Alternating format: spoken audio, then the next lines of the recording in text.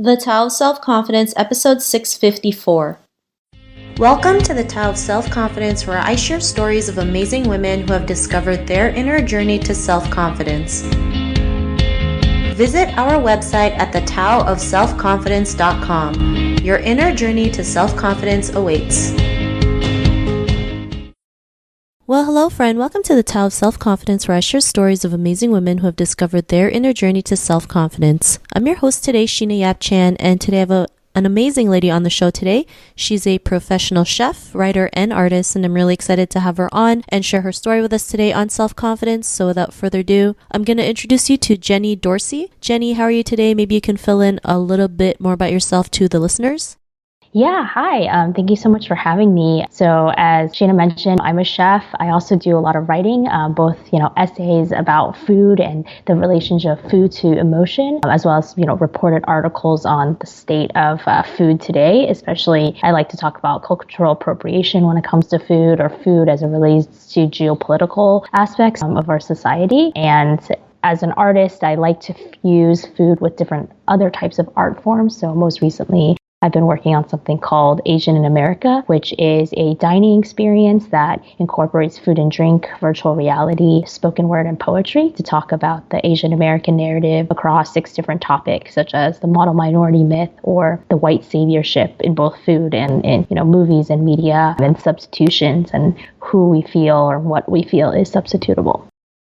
Thanks for sharing that. And I love how you mentioned, you deal with food, but then you take it to the next level, right? I mean, there's a bigger mission towards it. And I think that's great because a lot of people feel like they limit themselves to so many things. But, here's you, you're a chef, you're a writer, you're an artist, and you're incorporating what you love and promoting, a positive message out there. So thanks for sharing that. And Jenny, what's your cultural background? I'm Chinese American. I'm technically first generation. I was born in Shanghai, but I moved to the States, New York, when I was 3. So whenever I say I'm like first generation, people are like, no, you're an ABC. So definitely I'm more American. And when I go back to China, people will call me American. I do speak some Mandarin, but I think I probably have like a slight American accent by now. So that's definitely part of the story and the journey that I talk through and trying to describe with my food, is that it is hard always trying to not be seen as like, oh, I only make Chinese American food or Chinese food, because I actually don't make Chinese food at all. But on one hand, always feeling like many people want to pigeonhole me into that aspect, but then also feeling kind of rejected from other Chinese Americans or other Chinese people. Thanks for sharing that. And what would be your favorite self-confidence quote? Favorite self-confidence quote? Well, I have one from Gandhi. I need to actually find it. I believe it goes something like this, like, they cannot take away our self-esteem if we do not give it to them, something like that, which I think it was like one of those weird moments of realization that like I'm in control of how I feel or how other people interpret me, and how I decide that how much time and energy and emotion I give to them, and nobody can tell me how to feel or what to do in those scenarios. And I think a lot of times I was always reacting instead of really feeling like I was in charge. Thanks for sharing that great quote. And I think that's something we can relate to, especially as Asian women. We're so scared of what other people might think of us, and it's like if we don't follow one way, we're considered like doing something crazy or out of the box, and that's okay, right? Because there shouldn't be just one way of living or doing things. There's so many different ways, right? And you find the ways that would help you feel better and feel happy, as long as you're doing things out of good intentions and there's not a problem. So I think that's a great quote that you mentioned. And in your own words, how do you define self-confidence? I think self-confidence is about believing that you are completely in control and should be able to dictate how you want to live your life, and you don't have to explain or excuse or tell anyone about it. Just being able to say that this is who I am, I know myself best, and even if you take advice from others, there's nothing wrong with taking advice, but then you make your own decisions, you make your own choices, because this is the only life that you get to live, and you're not living it for anyone else. Thanks for sharing that great definition. And Jenny, what was your life like before your discovery of self-confidence?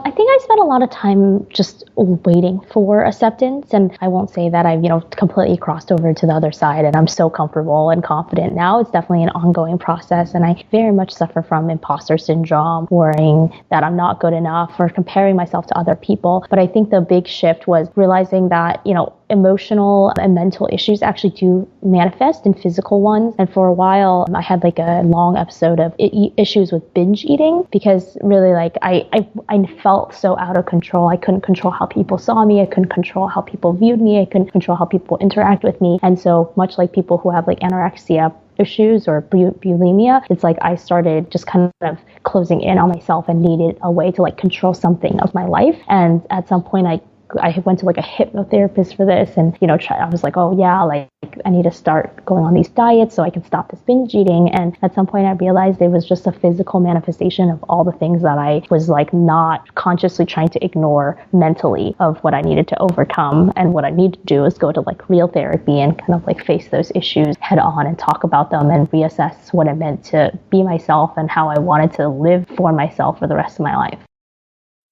Thanks for sharing that. And I'm glad that you mentioned, like facing your issues, right? Because we're so afraid to face our issues or, the dark side of us or what's holding us back because we're so afraid of like the unknown or what's going to happen or we're afraid of what other people might think. But, when we face those issues head on and realize, the root of the problem, then we can find ways to solve them, right? Or make them better, which is really important because if we don't know what we're dealing with, then how are we supposed to improve ourselves? Like what you did, instead of you trying to find like a shortcut, you went deep down and realize like, this is what's bothering me and this is why I'm doing certain things, right? And then you seek help. Another thing is that as Asian women, we're so afraid to seek help, but there's nothing wrong with that. I mean, if we can't do this on our own, this is the reason why there's, support systems or resources so that we can get that help or find the help to help us become better. And, because of those realizations, what's your life been like now?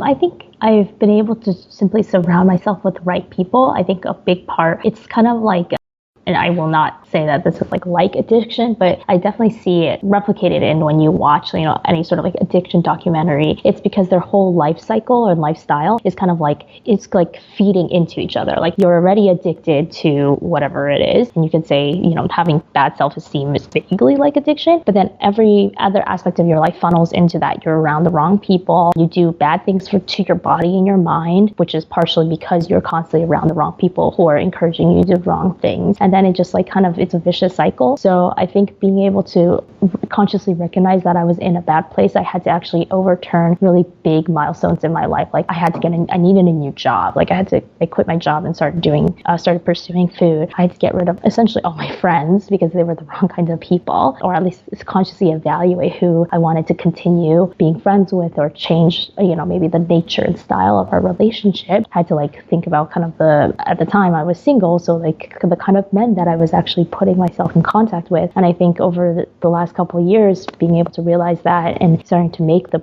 right decisions about them, I've been able to surround myself with people who support me. I'm married to a wonderful man who's very, very supportive and has been able to definitely pull me out of some of the troughs of despair that I still go through. I've been able to essentially re-engineer my lifestyle in a way that works for me. I didn't want to work in a corporate office anymore, even if that was food. I have a much more freelance kind of like a free-flowing sort of schedule now, like all of these things of realizing like who I am and kind of going for it.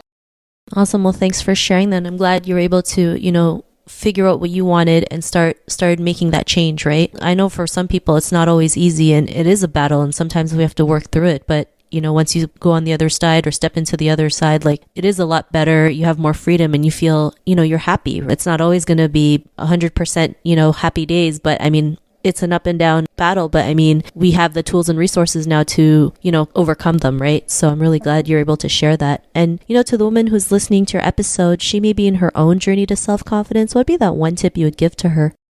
I think so. I was actually saying this to someone else the other day. There's a really good quote from Oprah, and I think it is related because it is about kind of finding the right people. It's like if someone shows you who they are, believe them the first time. And I think a lot of times, like because I wasn't confident in myself, like I let myself be in bad relationships because someone would treat me poorly, and then I didn't think that I deserved to be treated better, so I would continue being around them, and then they would continue to treat you poorly. I mean, this goes for friends, this goes for boyfriends, this goes for people at work, like etc. And I think that feeds into again a negative, like a vicious and negative cycle on like your bad self-confidence. So yeah, like I think when people show you that they are not a good match for who you want to be and they're not going to help you, then walk away.